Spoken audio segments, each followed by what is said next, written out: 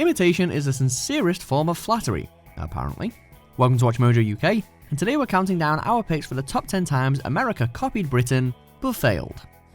Before we begin, we publish new content every day, so be sure to subscribe to our channel and ring the bell to get notified about our latest videos. For this list, we'll be looking at the many times our cousins across the pond tried to emulate their older relatives with little to no success. Sometimes you just can't beat the original. Number 10, Doctor Who.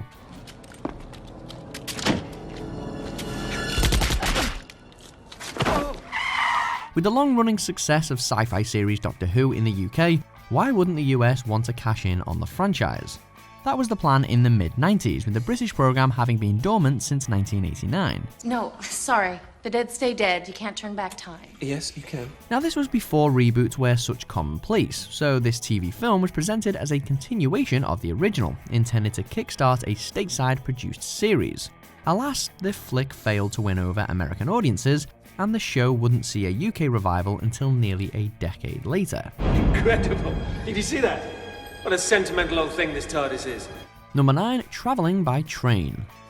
Okay, so they may never run on time, but there's not many locations in the UK a train can't get you, when it does eventually arrive at least. Surely this is illegal to be packed in like this. They also allow you to get from one end of the country to the other in not too bad a time. The same can't be said for rail travel in the US, with most travellers opting to fly instead, even between relatively close cities. Who needs Paris climate agreements when you're so environmentally friendly, eh? Clearly, America has failed in replicating the semi-efficiency of British rail travel. Number 8, skins. While the bridge between British and American TV has successfully been crossed a fair few times before, this wasn't one of those times. Yeah. The American skins proved an all-round disaster from start to finish, inciting critical derision and public controversy. See, the problem was that when the show's edgy storylines hit US screens, the focus on teenage sex and drug addiction sparked massive criticism, with some groups even calling for charges against MTV and the production team. Couple that with rapidly falling ratings, and the stateside skins were swiftly dropped after just one season. Number 7, universal healthcare.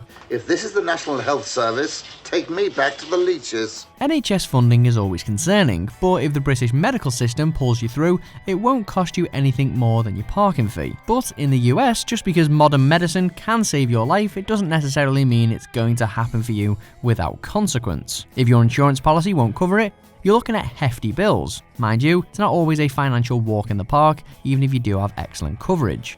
The closest the states have come to duplicating universal healthcare is with what's known as Obamacare, essentially tax credits for health insurance. Not quite as desirable, but hey, who knows what the future might hold. The Affordable Care Act, also known as Obamacare, struck down by a Texas judge today. Number 6, American Grime. British grime stars such as Dizzy Rascal and Stormzy you're probably familiar with. But when you hear the name Jumanji, you probably picture Robin Williams running from a rhino, not the American grime artist. That's because the US contingent of grime music has yet to take off, with the genre being synonymous with life on estates within the UK, and its unique British slang and pronunciation, US artists have struggled to reproduce its magic. Despite having its own dedicated label, grime has a long way to go in the States. Number 5, the morning fry-up. The ultimate hangover cure and the perfect way to start your day, the morning fry-up. What the f*** is that? You know the ingredients: bacon, sausages, a fried egg, beans, tomatoes, mushrooms, pancakes. Hang on a minute, pancakes with your breakfast? What is this treachery? Only the US would have the audacity to throw in such a wild card and upset the natural order of things. But nothing compares to the pancake-free original, better known as the full English. Number 4, the Wicker Man. Spoiler alert, the ending to the original Wicker Man, where a police sergeant portrayed by Edward Woodward meets a grisly end at the hands of a disturbing island cult, is horrifying. Oh God! Oh Jesus Christ! The remade version, with Nicolas Cage playing the doomed sergeant instead, is unintentionally hilarious and spawned the eternal memes it deserved. Get off the bike. Step away from the bike. Hollywood has been guilty on more than one occasion of taking a classic British film and remaking it with pitiful results, but they really outdid themselves with this one, punctuated by Cage's notorious overacting. Oh, no, not the beast! Not the beast! Ah! Number 3, American Cricket Conference. Is that the one with the things on the floor and you fill them with the balls? No, that's croquet. Cricket is a British sporting staple, but in the States it's about as popular as basketball is in Blighty. Whereas Major League Soccer has been fairly successful in the US, the American Cricket Conference hasn't fared so well. While the average American may be able to identify, say, David Beckham, Freddie Flintoff, not so much.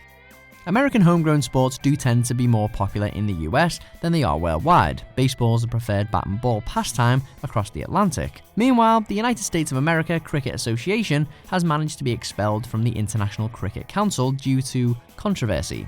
Not that anyone in the States would know. I mean, that tells you that North America is really hungry for good cricket. Number 2, Percy Jackson, Leven, Thumps and Landon versus Harry Potter. Percy Jackson is the protagonist of an American series of mystical adventure books who's a young boy demigod who trains at Camp Half-Blood and is pivotal in the battle of good versus evil. This is a lot to process. Leven Thumps, on the other hand, is the protagonist of an American series of mystical adventure books who's a young orphan pivotal in the battle of good versus evil. Landon is the protagonist of an American series of mystical adventure books who doesn't even have a Wikipedia page. Hands down, when it comes to fiction about supernatural children, the Brits just do it better.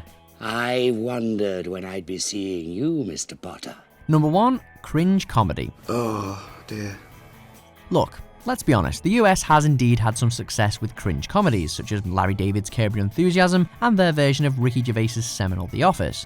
But they've failed miserably when attempting remakes of the likes of, say, The In-Betweeners. I'm not being funny. I'm freaking out. Britain could be considered the originator of cringe comedy, thanks to genius shows like Fawlty Towers, and simply the best at it due to more modern examples, including The Amazing Peep Show. Let's just hope the latter doesn't get a Seth Rogen and James Franco starring remake, or some such. Sheesh. Too formal. Lighten things up. Light, not slimy. Do you agree with our picks? Check out these other great clips from WatchMojo UK, and be sure to subscribe and ring the bell to be notified about our latest videos.